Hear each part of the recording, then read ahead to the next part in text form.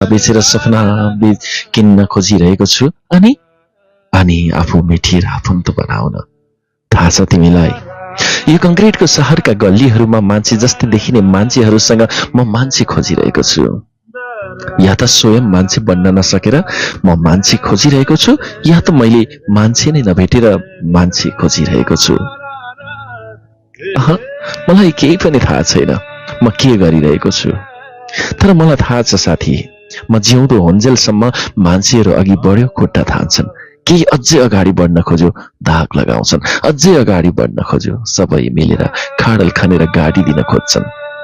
अनि आफन्त आफन्त भनेका कतिखेर कहाँ गल्ती गर्छ अनि जलाउला भनौ, सुन्न अप्ठ्यारो हुन सक्छ भन्दिम, खाडल खनेर गाडी दिनका निम्ति तयार हुनेलाई नि आफन्त भनिदा रहेछन्, जो बाँचुन्जेलसम्म एक दिन जस दिन सक्दैनन् अनि मरेपछि प्रशंसा गरेर थाक्दैनन्।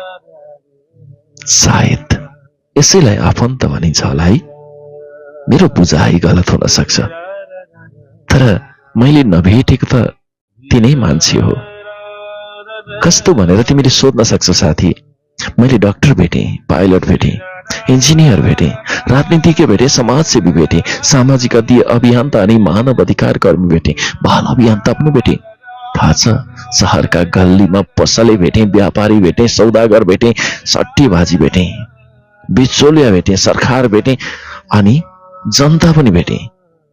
तर ती सबै भेट्दाखेरि नि साथी मैले नभेटेको भनेको मानवता भएको मान्छे, त्यो चाहिँ मैले कहीँ भेटिन।